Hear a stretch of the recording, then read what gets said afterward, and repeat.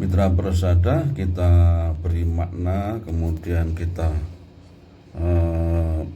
baca penjelasan atau tafsirnya dalam tafsir Al-Jalalain. Jannatu adnin ay jannatu iqamatin.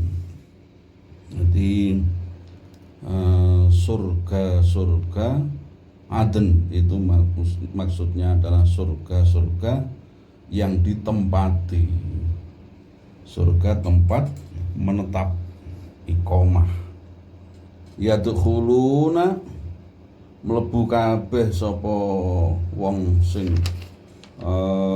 kelakuane apik, ya khofuna su'al hisab sobaru ibtigha awajhi rabbihim.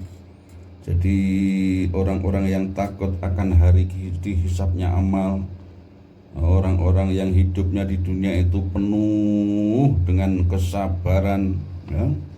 Karena Al-Quran menyebutkan innama yuwaffas sabiruna ajrahum bighairi hisab wallahu yuhibbus sabirin, ya. Wallahu ma'as sabirin, innallaha ma'as sabirin. Jadi Allah beserta orang yang sabar, Allah menyukai orang yang sabar. Kemudian diberi balasan orang yang sabar itu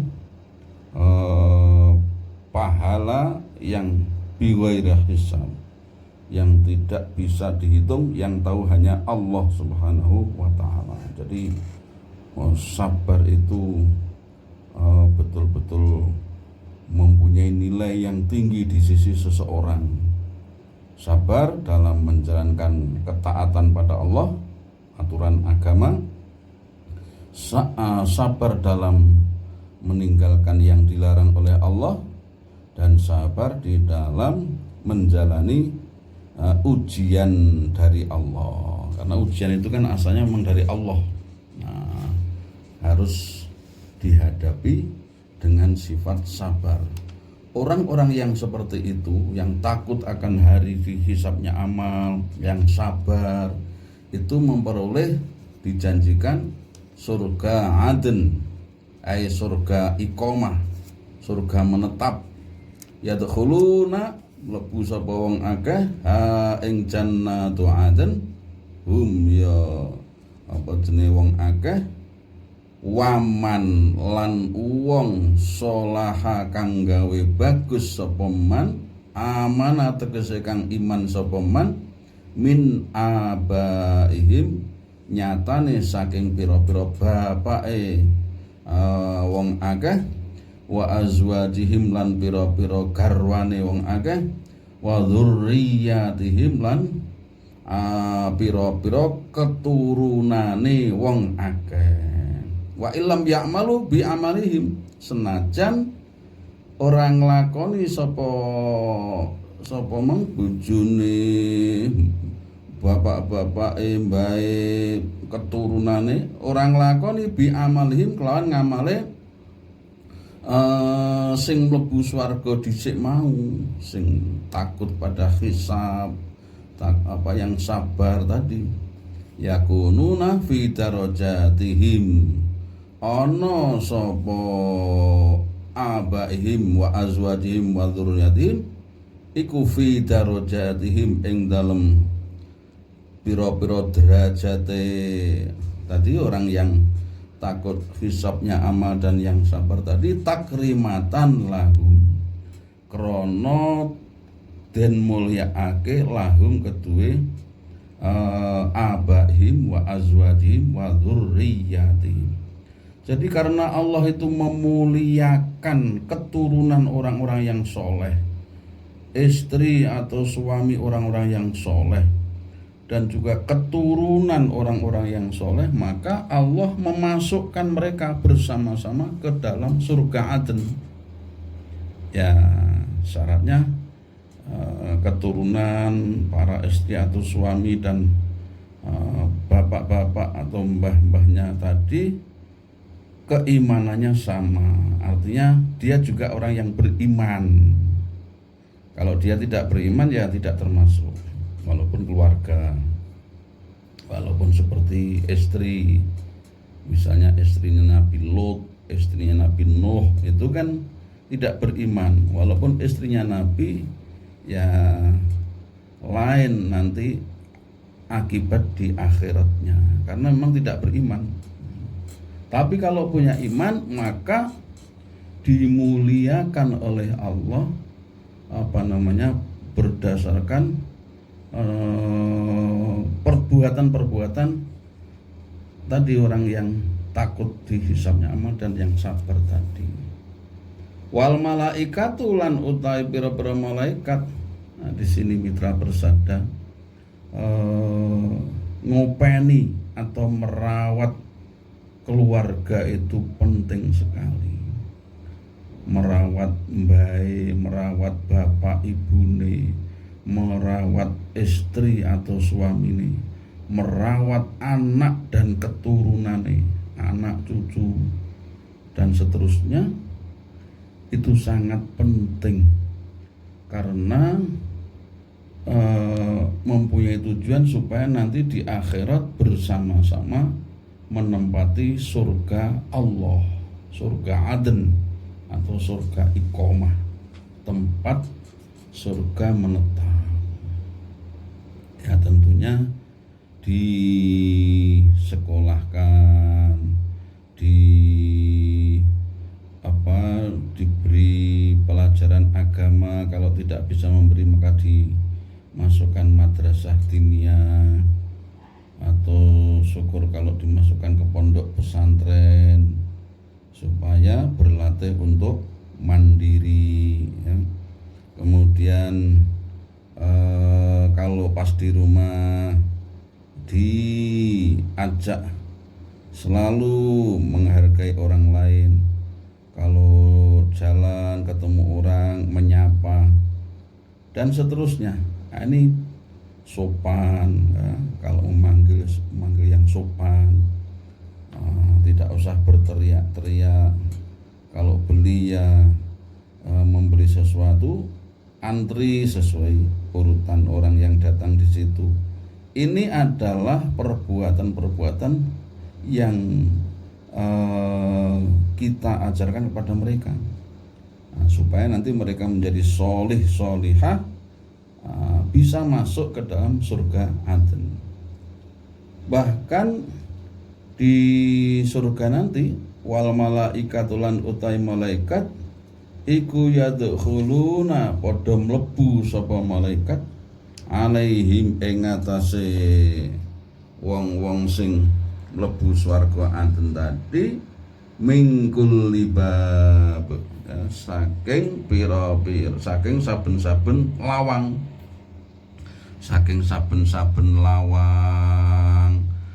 min abwabil jannati, saking pira-pira lawange swarga, saking pira-pira lawange swarga, awil kusur atau istana, pira-pira istana, awwaladukhulihim ing dalam kawitane mlebune wong-wong sing ahli swarga Aden tadi, litahniati kanggo menyampaikan selamat,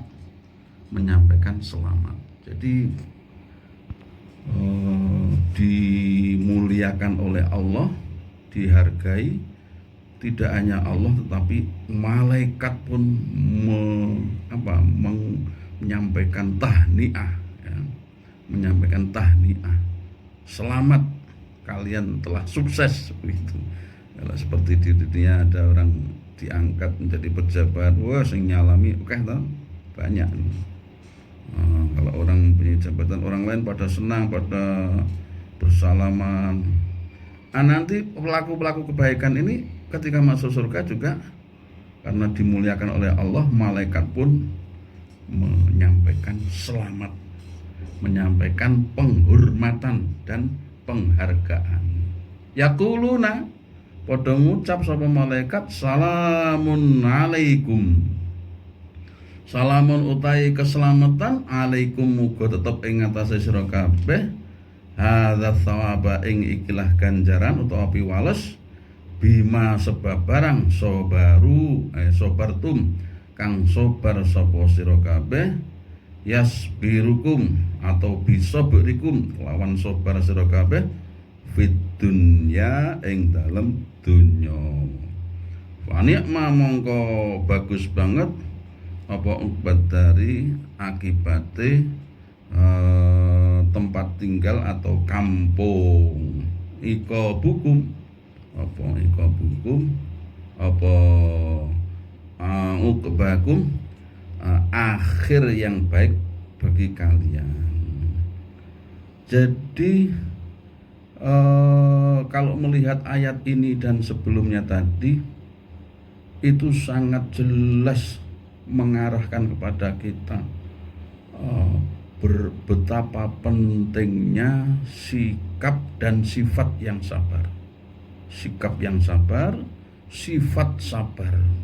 Jadi memang hidup di dunia ini kan kita dibutuhkan kesabaran yang tinggi. Dibutuhkan kesabaran kita yang tinggi. Ya. Kalau tidak sabar ya tidak banyak berguna. Ya. Bayangkan kalau kita tidak sabar, tentu sholat gitu ya Allah sendiri aja kan pahalanya juga sama, sahnya juga sama. Akhirnya tidak sholat berjamaah berarti tidak sabar. Menunggu orang banyak dulu, kemudian bareng-bareng, tidak boleh mendahului sholatnya imam, kan butuh kesabaran. Ini namanya sabar dalam ketaatan.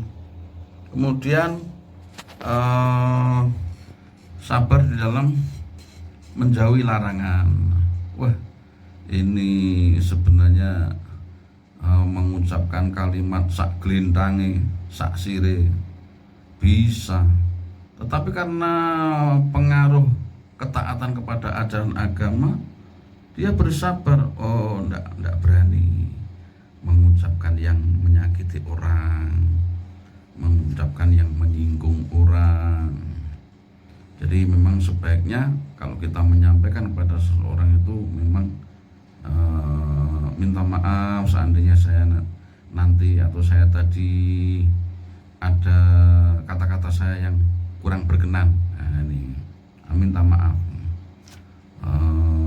Biasanya kalau di majelis-majelis pertemuan itu kan subhanalladzi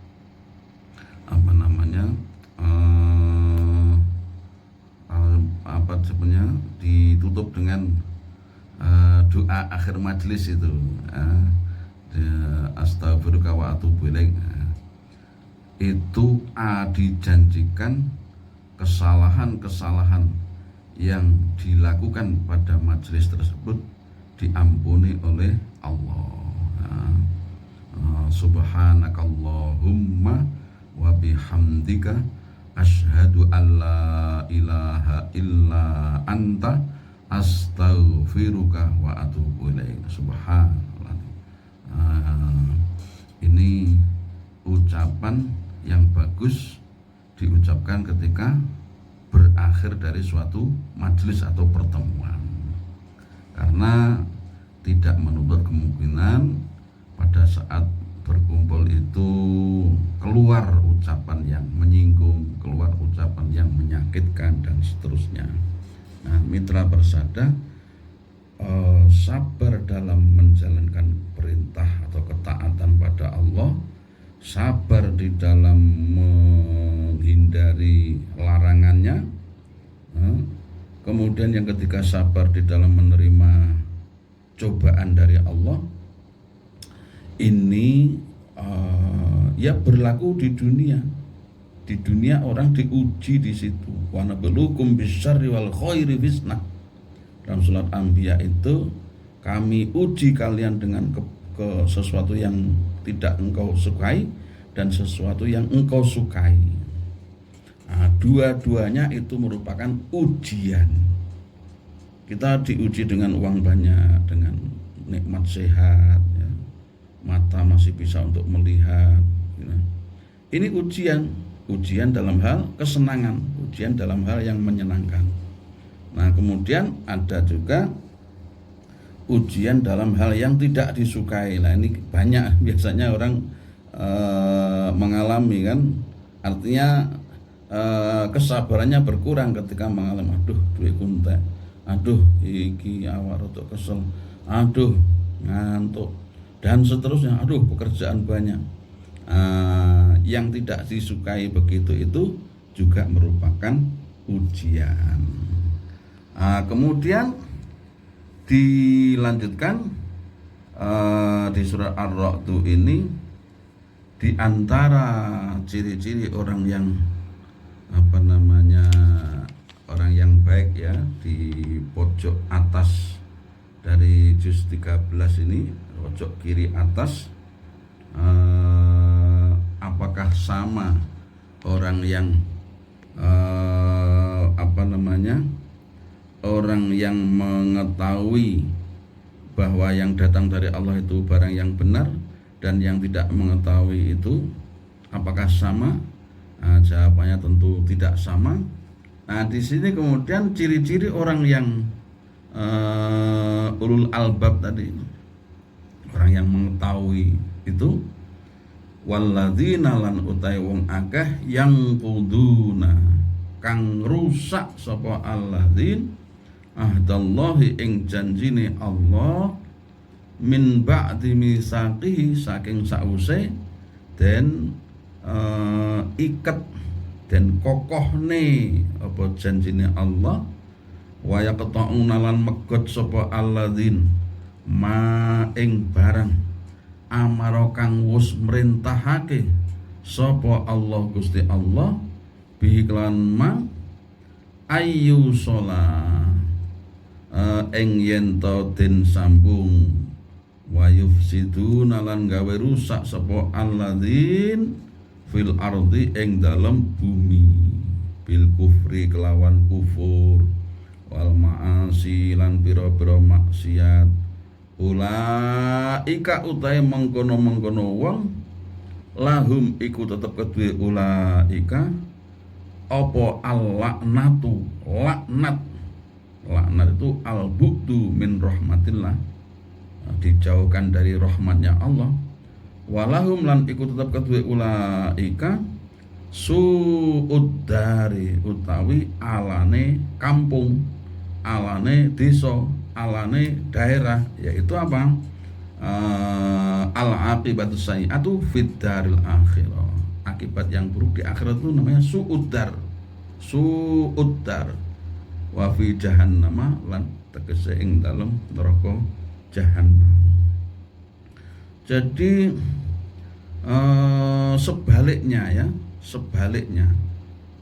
tadi sudah dijelaskan orang yang sabar, orang yang menyambung silaturahim ya, pada uraian ulul albab kemarin itu sampai hari ini di awal tadi. Kemudian sekarang ini sedangkan gitu, orang-orang yang merusak janjinya kepada Allah setelah dikokohkan janji itu, yaitu misalnya janji ketika di dalam kandungan sudah dijanji, apakah aku ini Tuhanmu? Qalu bala syahidna, betul engkau Tuhan kami. Tapi ketika lahir di dunia dia menjadi kafir. Nah, itu yang merusak janji Allah, atau merusak janji kepada orang lain, atau berkhianat terhadap amanah ya, kepercayaan dari orang banyak, orang lain. Itu atau berkata bohong ya, itu termasuk. Kemudian wayaqta'una ma amarallahu bi ayyu sholat, juga memutus hubungan silaturahim ya, la yadkhulul jannata qati'un. Orang yang memutuskan silaturahim, satru dan seterusnya itu tidak akan masuk surga, karena itu termasuk larangan yang besar dari Allah, memutuskan silaturahim. Beda dengan belum bisa datang, itu kan tidak berarti memutuskan. Kalau memutuskan itu memang megot, jadi memang satru, tidak mau ke sana. Nah, ini. Kemudian yang ketiga, jadi orang yang tadi yang pertama orang yang rusak janji, yang kedua memutuskan tali kekerabatan atau sanak persaudaraan, yang ketiga itu wayufsiduna lan gawe rusak sapa alladzin fil ardi ing dalam bumi, berbuat kerusakan di bumi. Berbuat kerusakan itu tidak hanya nebang pohon atau merusak bangunan, tetapi kufur dan berbuat maksiat itu juga termasuk membuat kerusakan. Jadi kita ingat, apabila kita kufur, apabila kita maksiat, itu berarti kita ini sedang berbuat merusak. Maka cepat-cepatlah diakhiri dengan permohonan maaf. Kalau merusak, berbuat maksiat pada orang lain, berarti minta maaf pada orang tersebut. Kalau berbuat kerusakan pada hubungannya dengan Allah, haknya Allah, maka mintanya ampun kepada Allah dengan kufur itu misalnya. Nah, orang yang seperti itu lahumul laknatu walahum su'uddar, itu dijanjikan akan dijauhkan dari rahmat Allah. Jadi orang yang tidak mendapat rahmat itu rugi sekali, hidupnya juga susah ya, karena tidak bersama dengan kesayangan dari Allah, nggak disayangi oleh Allah karena dijauhkan dari rahmat Allah. Kalau orang yang jauh dari rahmat Allah, ya perbuatannya nyimpang, nyelonong, atau jauh dari benar. Orang yang merusak janji, yang memutuskan silaturahim, kemudian berbuat kerusakan baik dengan kufur, maksiat-maksiat ya, atau berbuat kerusakan yang bersifat fisik lainnya, itu akan dijauhkan dari rahmat Allah. Yang kita tekankan di dalam uraian di ayat ini adalah upaya kita untuk menghindarkan diri dari kemaksiatan, dari durhaka kepada Allah. Apabila kita melakukannya, maka wa'at bi'is sayyi'atal hasanata. Jadi sehabis berbuat jelek, kita ikuti dengan perbuatan yang baik, tamhuha, niscaya perbuatan baik tadi akan menghapus perbuatan jelek sebelumnya. Kapok, istighfar, taubat. Ini karena manusia tidak pernah lepas dari perbuatan dosa atau maksiat ini, maka dianjurkan untuk selalu bertaubat, selalu memperbaiki diri. Jadi senantiasa diikuti dengan perbuatan baik. Misalnya diikuti sholat duha, diikuti dengan berdoa, diikuti dengan membaca Al-Quran walaupun satu ayat ya, diikuti dengan berkata yang baik kepada anak, diikuti dengan perbuatan baik, termasuk ya menyapu halaman, ngepel lantai di rumah. Pokoknya perbuatan baik diniati dengan baik, termasuk ibadah itu, termasuk ibadah. Apalagi kalau nanti waktunya sholat tiba, ada azan, lekas ambil wudhu, kemudian pergi ke tempat sholat berjamaah. Ini namanya wa'at bi'is sayyi'atal hasanata. Perbuatan jelek terhapus dengan sendirinya dengan perbuatan baik tadi. Innal hasanati yudhibnas sayyi'at. Sesungguhnya perbuatan-perbuatan baik itu akan menghilangkan perbuatan-perbuatan yang buruk. Nah, inilah cara supaya apabila kita durhaka, maasi, berbuat maksiat, tidak usah berkecil hati, wah saya ini wis dosaku akeh karo Gusti Allah karo menungso piye niki, wis putus asa. Tidak, karena masih hidup di dunia, masih dimungkinkan dihapus dan diampuni oleh Allah Subhanahu wa Ta'ala. Nah, ini kita ini dianjurkan sekali untuk selalu bersikap optimis, bersikap tafaul, husnudzon kepada Allah, husnudzon kepada manusia. Husnudzon kepada Allah termasuk yaitu optimis bahwa Allah mengampuni kesalahan kita. Nah, ini la yamutanna ahadun minkum illa wa huwa yuhsinu dzanna billah.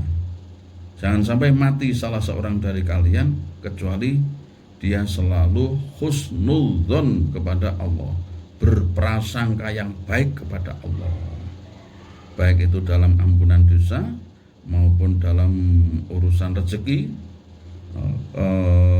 dalam urusan apapun harus husnudzon. Ketika saya diberi rezeki sekian, wah, menerima, sifat qanaahnya muncul. Tidak, oh ya Allah, ini saya kebutuhan saya banyak, ini kok tidak, tapi menerima ing pandum. Kemudian husnudzon kepada Allah lagi, yaitu dalam hal nasib, wah sakit, aduh kok husnudzon kepada Allah itulah sangat penting bagi kita. Kemudian mitra bersada, orang yang merusak janji, memutus silaturahim, berbuat kerusakan baik dengan kufur maupun maksiat di muka bumi, walahum su'uddar, ya akhir tempat tinggal yang buruk, yaitu di neraka. Di neraka orang yang ya di neraka jahanam kalau dalam tafsir Jalalain sini. Mumpung hidup kita masih ada, ya, kita masih diberi hidup oleh Allah ini, mari kita selalu memperbaiki diri, memperbaiki apabila ada yang kurang kita lengkapi, apabila ada yang salah kita taubati, apabila kurang banyak, ya, tentu kita merasa selalu kurang banyak amal baik kita, maka kita paksa, kita ajak diri kita ini mau begitu melakukan kebaikan, walaupun bentuknya bisa tidak berupa memberi harta pada orang lain, tapi kita berbuat baik kepada Allah. Mitra persada, semoga hari-hari kita ini, hari-hari yang kita lalui ini selalu mendapat bimbingan dari Allah, selalu diberi kemudahan, dan kita diberi umur panjang barokah, umur yang barokah. Mudah-mudahan umur kita barokah, dan kurang lebihnya saya menyampaikan permohonan maaf. Subhanakallahumma wa bihamdika asyhadu an la ilaha illa anta astaghfiruka wa atubu ilaik. Wallahul muwaffiq ila aqwamit thoriq. Wassalamualaikum warahmatullahi wabarakatuh.